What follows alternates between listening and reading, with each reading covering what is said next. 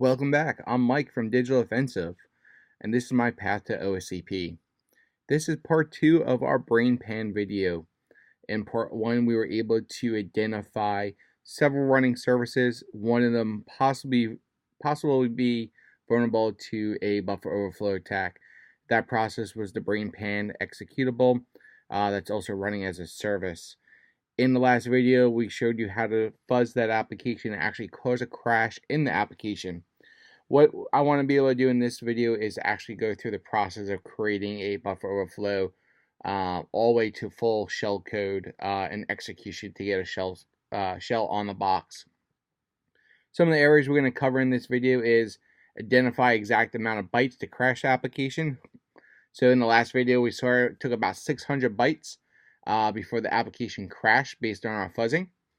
We want to be able to control the IP and the ESP, so the extended instruction pointer and the extended stack pointer. So basically, the extended stack pointer is going to allow us to push data in and out and jump to that data, where the EIP is going to allow us to control the path to execution.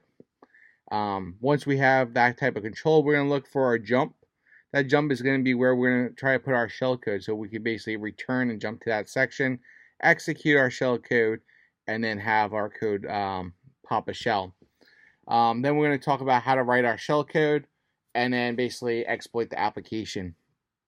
So we're going to go through several different tools to the video.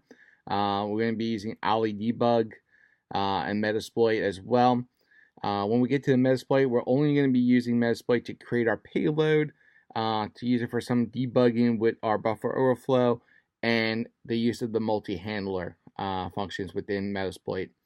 Because OSCP does not allow Metasploit to be used multiple times within the final, it's all there in their instructions, so I'm not giving anything away.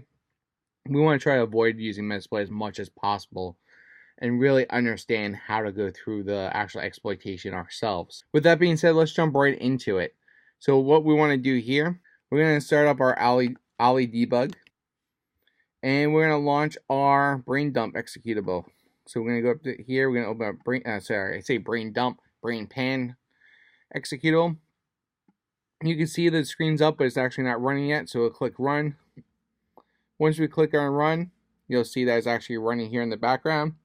And what we have here is you can see the Ali debug loaded the disassembled instructions over here. Over here we have our registers, and this is where we have our EIP and our ESP. So these are the two values that we're going to be interested in using throughout this video. Those are going to play the two biggest roles within the application. Now, I am not an expert in buffer overflows, and I apologize now if I make any mistakes in calling things certain ways. My experience with buffer overflows has been mostly through classes, different competitions I've done, and other events over time. It's not my main field of employment. So as I go through this, I apologize up front if I'm making mistakes, but it's a learning experience for all of us. So we know our application is running. So what we want to do is, in the last video, we were able to crash it using our fuzzing script. And basically, all our fuzzing script was doing was sending a bunch of A's, capital A's to the application, filling up the buffer until the buffer crashed.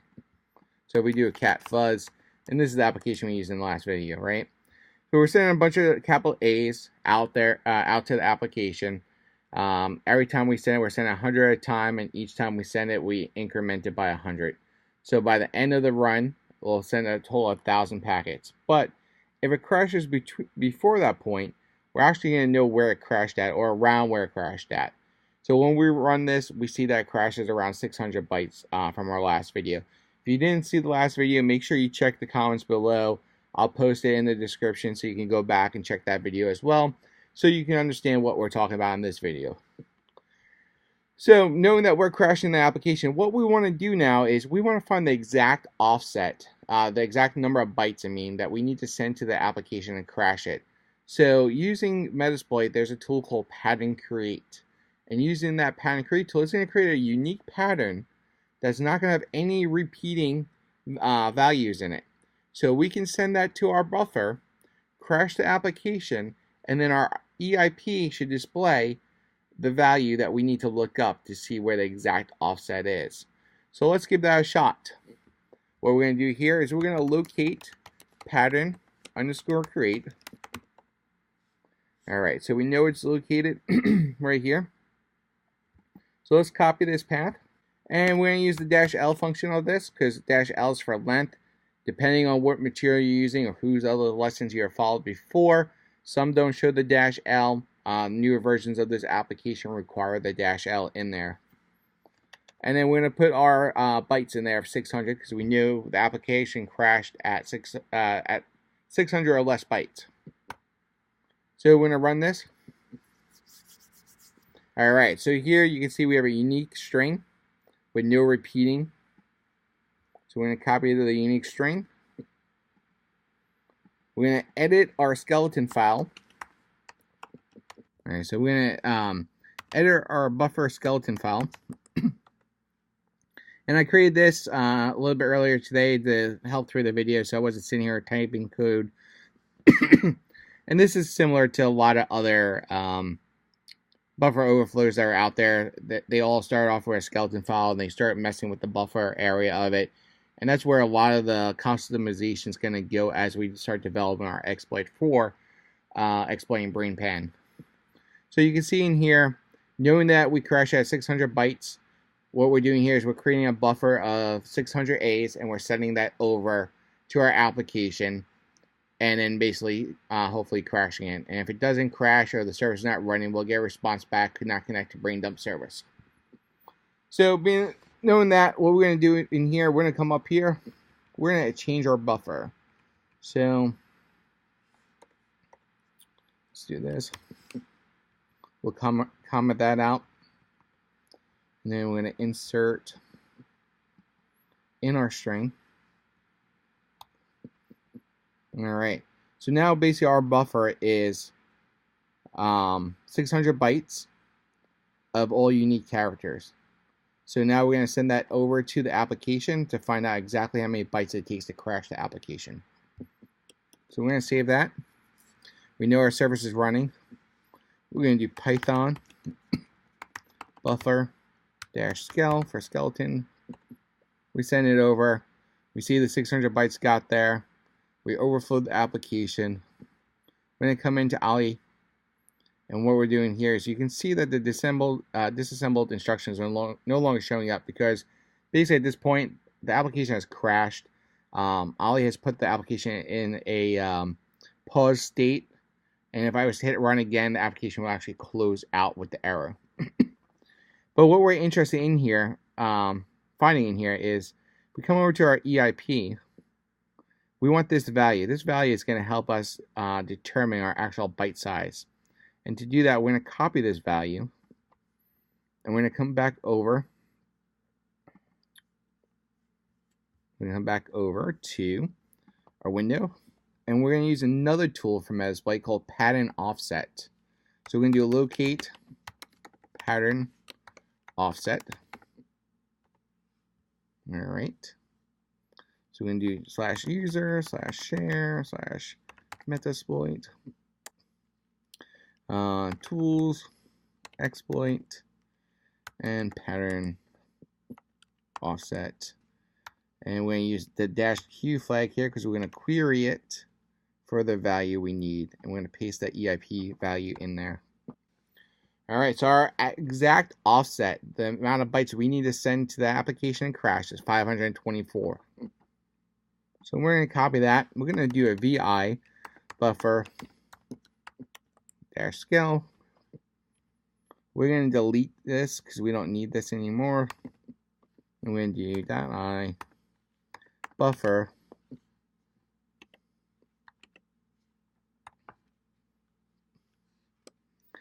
and we're going to do A's. We're going to do 524 A's because we want to send that many A's there to crash it. So once we get to that part where we totally fill the buffer, what we want to try to do is overtake the EIP. We want to fill that EIP section with our value so we know we can control it. So what we're going to do here is we're going to do plus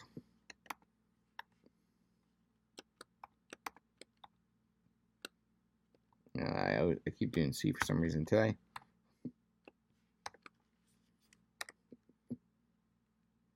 Okay. And we're going to add 4 Bs. So we basically should see the buffer hit. It fills up. We should replace EIP with 4 Bs. So 4 Bs should show us 42, 42, 42, 42. And then basically we're going to continue our sled to fill up the full 600 bytes that we were originally sending. So what we're going to do here, we're going to do value of C is basically going to be the mathematical equation of 600 minus 524. So basically we're taking the original 600 bytes, we're minusing 524 A's off of it, then we're going to minus 4 B's off of it, and then that final value is what we're going to send in C's to the application. Alright, so we should be able now to crash the application and see that we overwrite EIP with our B value. So to do that, we're going to restart the application, kill off Ollie, and restart Ollie.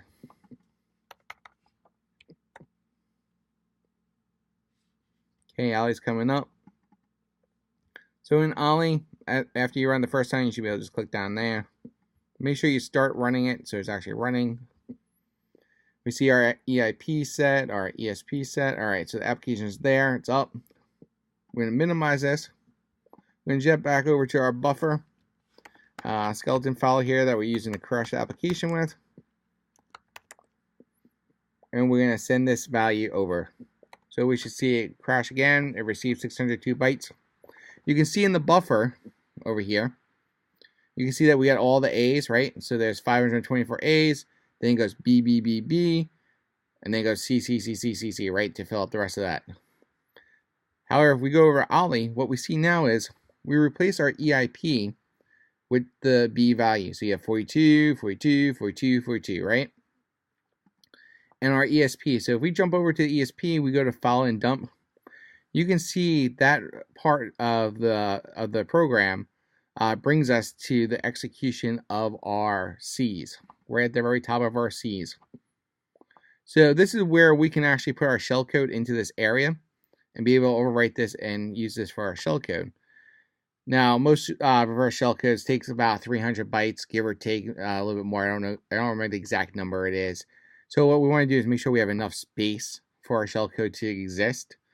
Some of these applications within these type of capture flags don't really have a restriction on how much memory you can overwrite to take over that value. I believe probably in real applications or larger competitions, there's probably some type of security control in it. That's going to really restrict how much data you're going to be able to fill into the memory and overwrite to carry out your attacks. But for this exercise, if we just click on that 43, come over here, scroll down the list, and find our last round. Let's see here, 43. Looks like we're using about maybe, how many bytes there? About 60 something bytes maybe of data. So we want to be able to try and increase that amount of data. And what we'll do here to increase the amount of data is, let's kill this application because we have to restart again already because we crushed it. A lot of stopping and starting your Ollie. Or if you use immunity, same thing. So basically we're working through step by step, trying to basically record as we go along of the whole process.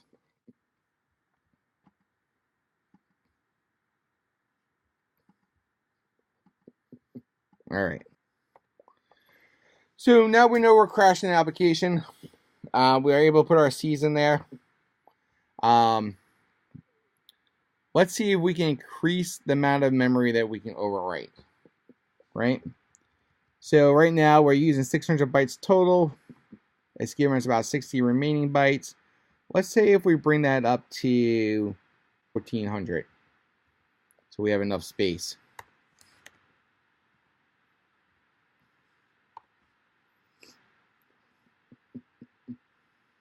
Alright. So basically what this is going to do is it's going to send our 524 A's, our 4 B's, and then the remaining value in C's. And we're going to see if we can get enough space within that within the ESP area of the memory to basically have room to put our shellcode. Basically. So we got it running. We're going to kick that script off. You can see we crashed it. You can see that we have a lot of our C's in here. So let's actually run over to Ollie and see what the results are. Okay, so we're going to come up here to our ESP. We're going to do file and dump. That's going to bring us over here. So you can definitely see we got a lot more C's in there. A crap load more C's in there. So knowing that we are able to write over a larger section of memory, we have some room to work with our shellcode. The next step we want to look at, though, before we look at the shellcode, is we want to find any bad characters. So when we're dealing with the hex values and we're feeding them into the application, if we hit a bad character, it may screw up the buffer, it may skip over values. One of the notorious values for that is the null character, so X00. Basically will cause the buffer to get sent, it'll hit that value, and basically everything after that value will get dropped off. So in the process, let's see where we are within our tasks. Make sure we're staying on track for this. So right now we were able to identify exact amount of bytes to crash it. We're able to control the EIP and ESP. I forgot to put in here about the bad characters. So before we go to the jumps and the ESP and writing our shellcode, let's talk about the bad characters real fast. Easiest way to do this is go out to Google, type in bad characters for buffer overflow. You'll find a bunch of people already have them listed out there. You just copy and paste theirs in. Makes life simpler. So what I've done is actually I've gone out and done just that. I've Googled bad characters buffer overflow. And I stopped over at Bold Security, one of my friends, Georgia. She's written a very good book on pen testing, for those who don't know. Most of you guys do know about her. But either way, if you come to her website, she actually has a great article on buffer overflows, as well as the bad characters already written out for you. Now, the one thing I would suggest doing is when you copy the bad characters from her, is you can see right away X00 is in there. So we're going to edit that out before we even try sending this, because we know that's going to fail. So we're going to copy this. We're going to minimize this screen. I'm going to do VI buffer scale. Okay. So we're going to create a value here. We're going to insert, paste, and go back up here to the top.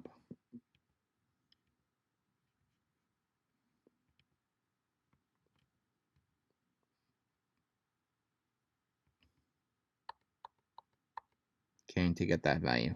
And instead of sending these C's, I'm going to bring that down here. I'm going to come back up here. I'm going to call this, I believe we called it bad characters. Okay.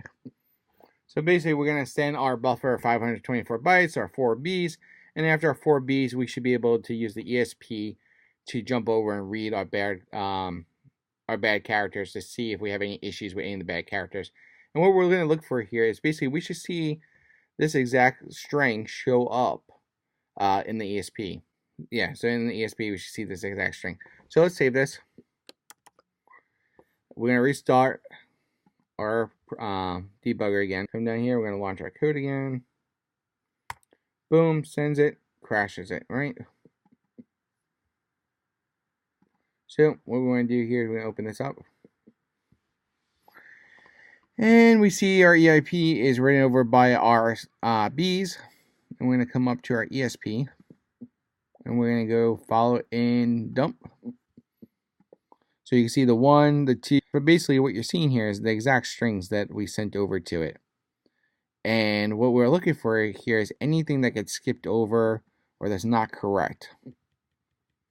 And usually you'll see a gap in the sequence, and then you know that's a bad character that you need to address. Now, I have ran into one application where there were so many bad characters. It was right below the max number of bad characters that you can have. If you have too many bad characters, you can't actually create a shellcode that will work, because basically there'd be no values you can use in the generation in the MS Venom. which we'll get to in a moment. So there was one application I ran into that with. Basically, it was right one less than the max allowed to be able to get the code to work. It took maybe an hour sitting there debugging it, keep going through, make sure I got all the bad characters out. If you ever run into a problem with your shell code, it's not working, you're running it through the debugger and you're seeing, or you're running a TCP dump and you're watching it, and you're not seeing it get executed, look at your bad characters. That's probably one of the first places I would start if you know all your other values are correct. If you got everything crashing and working locally up to that point, but your shell code is not executing, double check your bad characters. With that being said, I don't see any other additional bad characters other than the X00, which we're already taking out of the equation. So that being said, let's kill Ollie again, and we'll restore our application. Okay, now that we have Ollie running, if we were using immunity, we probably can use the Mona scripts to help us find our jump and to analyze executable a little bit more, looking for DLLs to use for our jumps. But what we can do in here is we can look through the script and find a jump. So right here we can see there is a jump ESP. And if we go to search for all commands, and we want to search for all commands of jump ESP, find, and we see that this is the one that's there. So basically we wanted to use the jump to get our code to execute. So this would be the same value all the time. So when we write our application, we know this value will never change. And we know that we can have our shell code execute from here. So what we're going to do here is we're going to copy this. Copy the clipboard. We're just going to copy the address section of it. We're going to come back over to our buffer overflow skeleton file. We need to delete our bad characters because we're not going to use them. Okay. So I want to make a note here. JMP ESP equals. So let's fix our buffer string here. So we have our buffer equals a 524 bytes. We're going to replace our B value where our jump, because basically we want to crash the application, tell it to go to that jump, and then execute our shell code. So we're going to replace B with, we need to put our jump into little Indian format. So what we're going to do here is going to be /x f3 /12 / since it's an x86 program, we use the little Indian format, I should say. 17 /31. And what I forgot to do here, we're going to come back. X.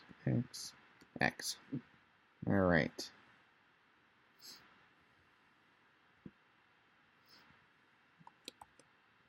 It has to be double quote for this. It probably doesn't matter. All right. So at this point, we're able to have our jump. So what we're going to do here, I'm going to bring this string back up for a moment.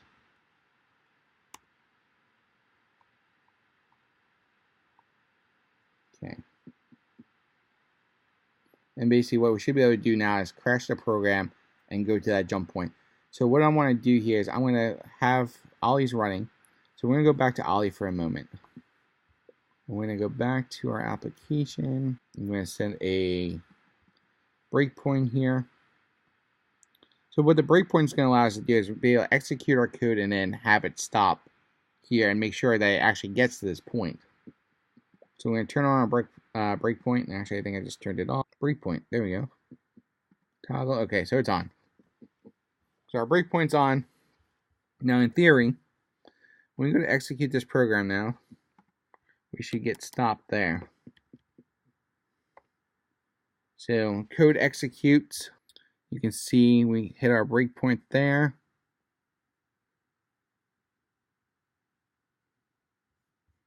Which brings us right to our C's, where our shell code will exist. So at this point, we should now all we have to do now is create our shell code. So we're able to jump there, we get our C's. So what we want to do next now is actually create the code. So we basically went through the whole process. Now we were able to identify the exact number of bytes we need, take control of EIP, ESP, find our jump, validate our jump, and now we're going to write our shellcode. So writing the shellcode is the fun part. So let's start up Ali debug again. Actually, I'm not even going to start up Ali debug again because I don't know if it'll actually execute on my local machine, the actual shellcode. So we're going to shoot a little bit in the dark for this one. So let's do this. We're going to do NS Venom. Let me just do this. Paste. So we put the P flag for our payload, -B for bad characters, and for the bad characters it's going to be X00 for the null. We're going to do L host. It's going to be 192.168.1.6. So that's my local machine. L port. Let me make a comment about the port. So when you have a reverse shell coming back to you, you're going out via reverse shell. Think about your target. If you're trying to exploit someone that's behind a firewall, odd ports are not going to usually be allowed out of the firewall. You want to use common ports like port 80, port 443, maybe 21, 22, 80, 80. Look for the most common ports that you know that will work 99% of the time. Otherwise, you're going to drive yourself batty. I've seen that a lot in different forums, people complaining about that. Very simple task. Avoid detection by going out as standard data. Unless the company has some type of application layer type firewall, it's going to be able to tell the difference between Netcat on port 80 and HTTP on port 80. Most likely your application will be allowed outbound. So in this scenario, I'm just going to use 8080 because I have Apache running on my machine already. I'm using that to deliver payloads for other stuff. And we're going to export it as a file type as Python. Alright. So now when we do this, we should get our payload creation. Now I could have encoded it as well, but being a simple capture the flag event, I'm not going to really worry about this. We see that our payload is 150 bytes.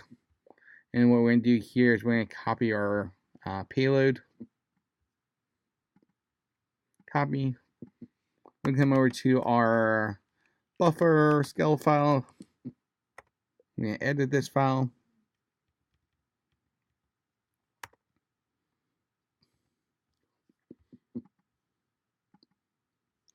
I'm going to paste in our buffer. So actually, I want to create a sled also going to here. So let's just add a small NOP sled to get to our buffer. Take up some space just in case. So what we want to do is we're going to do /x90, and we're going to send 20 of them plus our buffer. All right. So basically, we're going to send a NOP sled along with it before we get to our actual shell code to execute it. We're going to come down here now. I'm going to change this to our actual victim. Now, I'm not sure this is going to work, right? We're writing this for the first time. We know we're able to take control. We know pretty much everything's good. We're not sure about our shell code at this point. But let's see what happens. Now that we have our overflow written, what we need to do is actually set up a listener. So the one thing you are allowed to do in OSCP, if you read the directions, is you're allowed to use Metasploit as much as you want for the multi-handler listeners. I like using them. They're easy to control your shells, and they seem to be much more stable or give me a lot more features than a lot of Netcat does. So let's give that a second to boot up. So we need to use exploit multi-handler. Alright, so set payload links x86 shell reverse TCP. So it sets that for us. Insert our L port.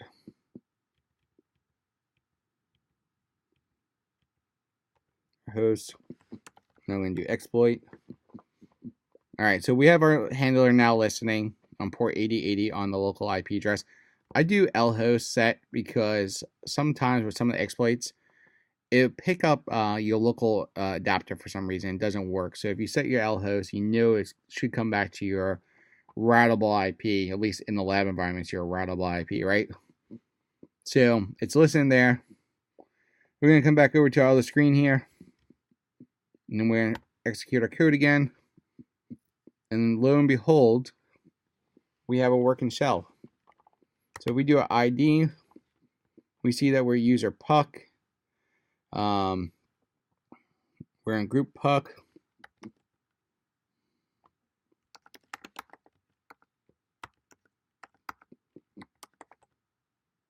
So it looks like it's a script that restarts the services in case they go down. So one of the things you got to note too is a lot of times with these payloads, these shells you get, you really don't get any environmental variables or access to simple bash shells. And one of the things I've found in previous labs and different attempts is with Python shell, if you issue this command, I keep this one saved in my notes to always come back to.